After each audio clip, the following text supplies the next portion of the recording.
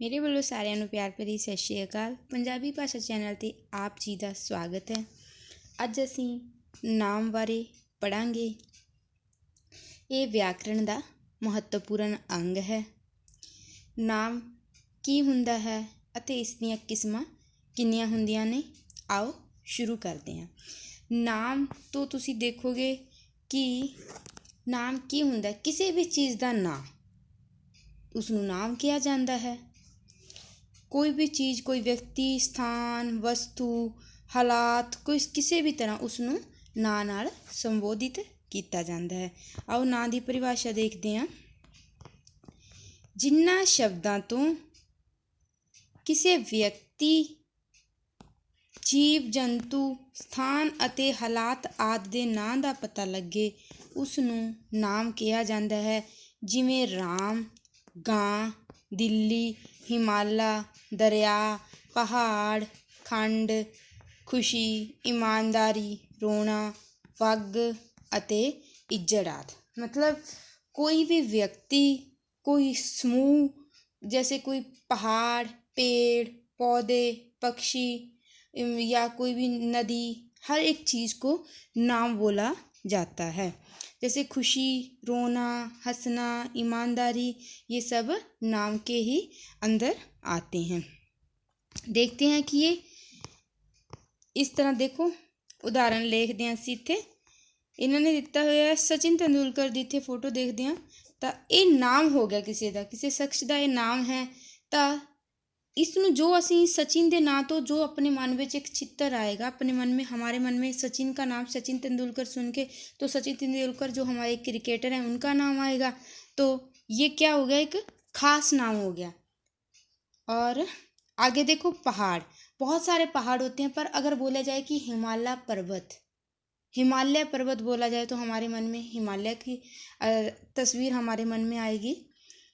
और नदी, कोई आम नदियों के बारे में, बहुत सारी नदियां हैं हमारे देश में, तो वो एक आम नाम हो गया। बहुत सारी नदियां, जहाँ पर्टिकुलर एक नदी का, गंगा नदी, यमुना नदी का बोल दिया जाए तो वो खास नाम हो गया। फिर लाल किला, लाल किले का सुनते ही हमारे मन में आएगा, दिल्ली में स्थित है लाल किला। इंडिया गेट का भी ऐसे ही हमारे मन में आएगा। गां, ਗਾਂ ਕੋਈ ਵੀ ਹੋ ਸਕਦੀ ਹੈ, ਤਾਂ ਇੱਕ ਪੂਰੀ ਸਮੂਹ, ਇੱਕ ਪੂਰੀ ਜਾਤੀ ਦਾ ਨਾਮ ਨੂੰ ਸੰਬੋਧਿਤ ਕਰ ਰਹੀ ਹੈ, ਤਾਂ ਇਹ ਆਮ ਨਾਮ ਹੋ ਜਾਏਗਾ। ਇਸੇ ਤਰ੍ਹਾਂ ਇਹ ਨਾਮ ਦੇ ਉਦਾਹਰਨ ਹਨ।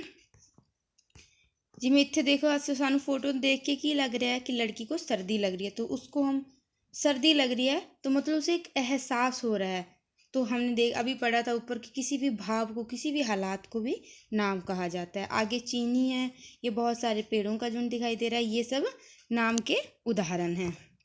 आगे देखते हैं नाम 5 प्रकार ਦੇ ਹੁੰਦੇ ਹਨ। ਪਹਿਲਾ ਹੈ ਆਮ ਨਾਮ, ਖਾਸ ਨਾਮ, ਵਸਤੂਵਾਚਕ ਨਾਮ, ਇਕੱਠਵਾਚਕ ਨਾਮ ਅਤੇ ਭਾਵਵਾਚਕ ਨਾਮ। ਆਮ ਨਾਮ, ਜਿਸ ਵਿੱਚ ਆਮ ਚੀਜ਼ਾਂ ਬਾਰੇ ਗੱਲ ਕਰੀ ਗਈ ਹੋਏ। ਚਲੋ ਇਸ ਨੂੰ ਪੜ੍ਹਦੇ ਹਾਂ। ਆਮ ਨਾਮ ਨੂੰ। ਆਮ, ਜਿਨ੍ਹਾਂ ਸ਼ਬਦਾਂ ਤੋਂ ਕਿਸੇ ਵਿਅਕਤੀ, ਸਥਾਨ ਅਤੇ ਚੀਜ਼ ਆਦਿ ਸਮੁੱਚੀ ਜਾਤੀ ਦੇ ਨਾਂ ਦਾ ਪਤਾ ਲੱਗੇ, ਉਸ ਨੂੰ ਆਮ ਨਾਮ ਕਿਹਾ ਜਾਂਦਾ ਹੈ। ਜਿਸ ਤਰ੍ਹਾਂ ਸਾਨੂੰ ਉਦਾਹਰਨ ਮਿਲੇ ਕਿ ਉਹ ਮੁੰਡਾ ਹੈ, ਉਹ ਮੁੰਡਾ ਹੈ, ਤਾਂ ਮੁੰਡਾ ਕੋਈ ਵੀ ਹੋ ਸਕਦਾ ਹੈ। ਮਤਲਬ ਉਹ ਸਮੁੱਚੀ ਜਾਤੀ ਨੂੰ ਉਹ ਸੰਬੋਧਿਤ ਕਰ ਰਿਹਾ ਹੈ ਕਿ ਉਹ ਮੁੰਡਾ ਹੈ। ਹਾਂ, ਇੰਨੇ ਮੁੰਡੇ ਹਨ, ਤਾਂ ਮਤਲਬ ਕਿ ਹਰ ਇੱਕ ਨੂੰ ਅਸੀਂ ਮੁੰਡਾ ਹੀ ਕਹਾਂਗੇ। ਕੋਈ ਬੱਚਾ ਹੋਏਗਾ ਤਾਂ ਉਸਨੂੰ ਬੱਚਾ ਹੀ ਬੋਲਿਆ ਜਾਏਗਾ। ਉਸਦਾ ਪਰਟੀਕੂਲਰ ਨਾਮ ਨਾ ਲੈ ਕੇ ਸਿਰਫ ਇਹ ਬੋਲਣਾ ਕਿ ਉਹ ਬੱਚਾ ਹੈ। ਕੁੜੀਆਂ ਖੇਲ ਰਹੀਆਂ ਹਨ, ਤਾਂ ਉਹ ਇਸ ਦੇ ਉਦਾਹਰਨ ਦੇਖਦੇ ਹਾਂ। ਬੱਚਾ ਰੋ ਰਿਹਾ ਹੈ, ਤਾਂ ਇਸ ਵਿੱਚ ਜਿਹੜਾ ਆਮ ਨਾਮ ਹੈ, ਆਮ ਨਾਮ ਕਿਹੜਾ ਹੈ? ਬੱਚਾ। ਅੱਗੇ ਦੇਖੋ, ਕੁੜੀ ਪੜ੍ਹ ਰਹੀ ਹੈ, ਤਾਂ ਕੁੜੀ ਕਿਸ ਨੂੰ ਸੰਬੋਧਿਤ ਕਰਦੀ ਹੈ? ਆਮ ਨਾਮ ਨੂੰ। ਇੱਥੇ ਉਹਨਾਂ ਨੇ ਨਾਮ ਤੇ ਨਹੀਂ ਲਿਖਿਆ ਨਾ ਉਸਦਾ, ਕਿਸੇ ਕੁੜੀ ਦਾ ਨਾਮ ਨਹੀਂ ਲਿਖਿਆ, ਕਿਸੇ ਦਾ ਪਰਟੀਕੂਲਰ ਨਹੀਂ ਲਿਖਿਆ ਆ, ਤਾਂ ਇਹ ਹੋ ਗਿਆ आम नाम। वो एक महान नेता है। यहाँ पे देखो, नेता का नाम नहीं लिखा गया, उन्होंने सिर्फ बताया महान नेता है। तो कोई भी हो सकता है, तो जिन्ने भी नेता होंगे उन्होंने सारे नेता ही तो बोला जाएगा। उनका पर्टिकुलर अगर यहाँ पे होता कि यहाँ पे हमारे प्रधानमंत्री का नाम दे दिया कि नरेंद्र मोदी साडे प्रधानमंत्री हैं, तो नरेंद्र मोदी, तो वो की हो गया? खास नाम हो गया। ਕਿ ਉਹਨਾਂ ਨੂੰ ਉਹ ਸਾਨੂੰ ਪਤਾ ਚੱਲ ਰਿਹਾ ਹੈਗਾ ਕਿ ਨਰਿੰਦਰ ਮੋਦੀ ਕੌਣ ਹਨ। ਅੱਗੇ ਦੇਖੋ, ਇਹ ਸਨ ਆਮ ਨਾਮ। ਇਸ ਵਿੱਚ ਸਮੁੱਚੀ ਜਾਤੀ ਦਾ ਤਾਂ ਇਸ ਨੂੰ ਜਾਤੀਵਾਚਕ ਨਾਮ ਵੀ ਕਹਿ ਲਿਆ ਜਾਂਦਾ ਹੈ, ਪਰ ਮੈਂ ਤੁਹਾਨੂੰ ਮੈਂ ਇਹੀ ਦੱਸਾਂਗੀ ਕਿ ਤੁਸੀਂ ਆਮ ਨਾਮ ਤੋਂ ਹੀ ਇਸ ਨੂੰ ਯਾਦ ਰੱਖਣਾ ਹੈ, ਕਿਉਂਕਿ ਅਗਰ ਤੁਸੀਂ ਆਮ ਨਾਮ ਜਾਂ ਜਾਤੀਵਾਚਕ ਦੋ ਕਰੋਗੇ ਤਾਂ ਤੁਸੀਂ ਕਨਫਿਊਜ਼ ਹੋ ਜਾਓਗੇ। ਅੱਗੇ ਦੇਖੋ, ਦੂਸਰਾ ਹੈ ਖਾਸ ਨਾਮ। ਇਸ ਦੇ ਉਦਾਹਰਨ ਹਨ, ਦੇਖੋ ਇਸ ਵਿੱਚ ਉਹਨਾਂ ਨੇ ਨੇਤਾ ਦੀ ਫੋਟੋ ਦਿੱਤੀ ਹੋਈ ਹੈ ਕਿ ਉਸ ਵਿੱਚ ਇਹ ਬੱਚਿਆਂ ਦੀ ਫੋਟੋ ਹੈ, ਇਹ ਨੀਚੇ ਕੁੜੀਆਂ ਦੀ ਫੋਟੋ ਹੈ, ਤਾਂ ਇਹ ਆਮ ਨਾਮ ਹਨ, ਕਿਉਂਕਿ ਕਿਸੇ ਦਾ ਨਾਮ ਨਹੀਂ, ਇਸ ਵਿੱਚ ਖਾਸ ਬੰਦੇ ਨੂੰ ਨਹੀਂ ਪ੍ਰੈਜੈਂਟ ਕੀਤਾ ਗਿਆ।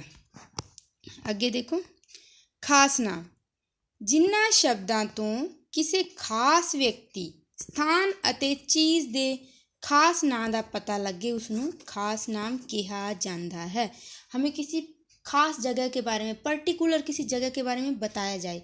अब हमारे देश में दिल्ली एक है, वो भारत की राजधानी है, तो हमारे मन में क्या आएगा? दिल्ली के बारे में हमारी जो तस्वीर बनी होती है वही हमारे मन में आएगी, कुछ और तो नहीं आएगा। अब देखो इसके उदाहरण, हिमालय बहुत ऊंचा है। हिमालय बहुत ऊंचा है तो यहाँ पे हमारे मन में हिमालय की ही तस्वीर आएगी, ना कि किसी और पहाड़ों की तस्वीर हमारे मन में आएगी। सचिन महान खिलाड़ी है, तो सचिन महान खिलाड़ी है, तो सचिन तेंदुलकर हमारे मन में, जब यहाँ पे खिलाड़ी आया तो हमारे मन में क्या आया कि सचिन तेंदुलकर की यहाँ पे बात हो रही है।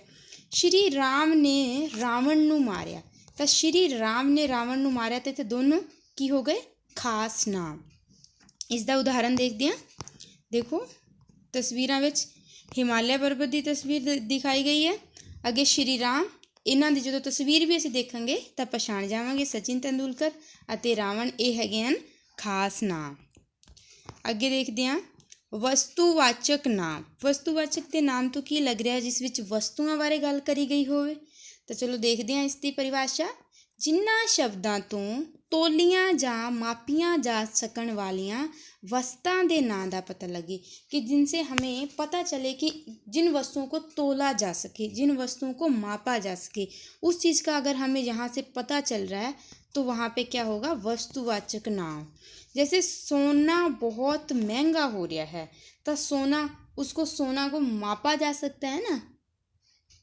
वो खंड लैन जा रहा है, तो वो खंड लैन जा रहा है, तो इन्हां विच वस्तुवाचक नाम की हो गया? खंड। ओ का तो कोई माप नहीं है ना, ये तो हम बोल रहे हैं, तो इसमें से जो मापने वाली चीज़ क्या है? यहाँ पे सोना, यहाँ पे खंड। दोधी तो दुध पवा लियाओ, तो इस विच वस्तुवाचक नाम केड़ा है? दोधी तो नहीं होया ना, वो तो नाम हो गया, आम नाम हो गया। तो दुध पवा लियाओ, दुध पवा लियाओ मतलब जिहड़ी चीज़ नूं मापिया जा सके या तोलिया जा सके, तो किसको मापा या तोला जा सकता है? दूध को। देखो इसके तस्वीरों में देखते हैं, दूध, चीनी, गोल्ड, इन सब चीज़ों को इनकी एक मेजरमेंट होती है, इनको हम माप सकते हैं। आगे देखते हैं इकट्ठवाचक नाम। इकट्ठवाचक नाम, पहले इसके नाम को देखें। इकट्ठवाचक मतलब किसी चीज़ों का इकट्ठ, किसी चीज़ों का ग्रुप, किसी चीज़ों का समूह। जिन्हां शब्दां तो चीज़ां, व्यक्तियां अते जीव जंतुआं दे इकट्ठ दा पता लगे, उसनूं इकट्ठवाचक नाम कहा जाता है।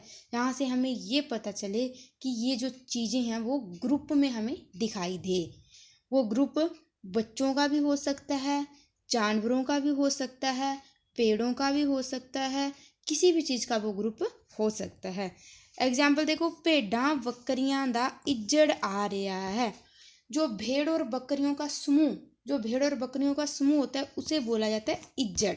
वो समूह में जब चरवाहे उनको चरवाने के लिए ले जा रहे हैं, तो जब वो आ रही हैं कि भेड़ां बकरियां दा इज्जड़ आ रहा है, तो इज्जड़ की होया? इकट्ठवाचक नाम, क्योंकि वहाँ पे भेड़ बकरियां इकट्ठी होकर एक ग्रुप में आ रही हैं। मज्जां गावां दा वग जा रहा है। वग मतलब जिस जो भेड़ बकरियों का समूह होगा तो उसे इज्जड़ ही बोला जाएगा, उसे वग नहीं बोल सकते। मज्जां गावां दा वग जा रहा है, तो जो भैंस और गांव का समूह, भैंस और गांव का जो ग्रुप होगा, जो एक साथ आ रहे होंगे, उसे वग बोला जाएगा, उसे इज्जड़ नहीं बोला जाएगा। फिर अगे देखो, इत्थे दरख्तां दा बहुत संघना झुंड है। झुंड यानी कि एक झुंड, एक झुंड है, बहुत सारे पेड़ एक साथ हैं तो उनको बोला जाएगा झुंड। ਤਾਂ ਇਹ ਹੋ ਗਿਆ इकट्ठवाचक नाम। तस्वीरां ਵਿੱਚ ਅਸੀਂ देखते हैं, ये देखो बहुत सारे पेड़ हैं हमें दिखाई दे रहे हैं, तो ये है पेड़ों का झुंड। और यहाँ पे बहुत सारी गाय भैंस हमें दिखाई दे रही है, तो ये हो गया वाघ। ये भेड़ बकरियों का जो होता है इसे बोला जाता है इज्जड़। तो इस चीज़ का आपको ध्यान रखना है। कई बार ये भी क्वेश्चन पूछ सकते हैं आपसे कि इज्जड़ किस ਨੂੰ ਕਹਿੰਦੇ ਹਨ, ਵਗ ਕਿਸ ਨੂੰ ਕਹਿੰਦੇ, ਦੋਨਾਂ ਦੇ ਵਿੱਚ ਪੁੱਛ ਸਕਦੇ ਆ ਡਿਫਰੈਂਸ ਕੀ ਹੁੰਦਾ ਹੈ। ਤਾਂ ਇਸ ਚੀਜ਼ ਨੂੰ ਧਿਆਨ ਨਾਲ ਰੱਖਣਾ है, इसनू याद कर रखना है। ਅੱਗੇ देखते हैं भाववाचक नाम। यहाँ पे देखो हमें क्या पता चल रहा है, भाववाचक नाम ਜਿਹੜੇ शब्द भावां ਨੂੰ व्यक्त करन, हमारे भावों को व्यक्त करन। जैसे हमारे भावों को हम क्या व्यक्त करते हैं, हम रो रहे हैं, हम हंस रहे हैं, तो ये क्या है, हमारे भावों को व्यक्त करते हैं। हमें ठंड लग रही है, हमें गर्मी लग रही है, हम ईमानदार हैं, तो ये क्या है, भाव हैं। इन भावों को हम छू नहीं सकते, इनको हम छू के नहीं बता सकते, हम सिर्फ इन्हें व्यक्त कर सकते हैं। तो उसनू कहा जाता है भाववाचक नाम। जिमें खुशी अते गमी जिंदगी दे अंग हन, तो यहाँ पे खुशी अते गमी क्या हुआ, भाववाचक नाम।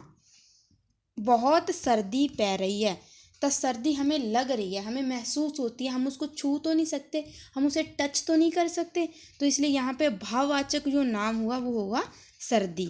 आगे देखो, वो बहुत ईमानदार है, वो बहुत ईमानदार है, तो ईमानदारी हमें उसकी दिख रही है, हमें महसूस हो रही है, तो हमें उसको छू तो नहीं पा रहे, तो इसलिए ये क्या हुआ, एक भाव हुआ कि वो ईमानदार है।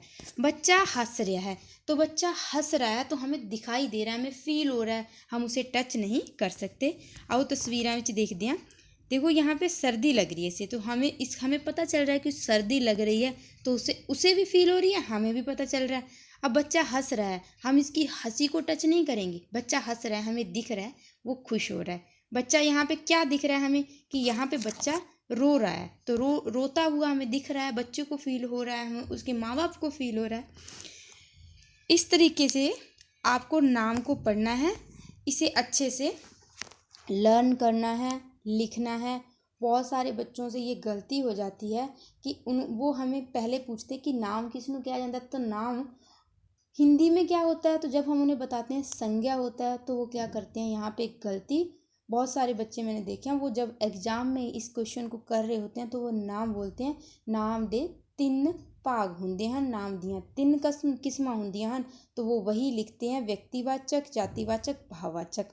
तो वो भूल जाते हैं कि पंजाबी विच नाम दियाँ 5 किस्मां होंदियां ने, आम नाम, खास नाम, इकट्ठवाचक, वस्तुवाचक ते भाववाचक। तो इन चीज़ों ਨੂੰ इन्हां सब ਨੂੰ ਤੁਸੀਂ चंगी तरह याद रखना है। इस बात का ध्यान रखना है कि नाम में पंजाबी में आप उससे देखो ही नहीं, आपको नाम पढ़ना है, नाम पंजाबी में पढ़ो और उसको ध्यान रखो कि उसकी 5 किस्में होती है। अच्छे से इसे करना है। धन्यवाद।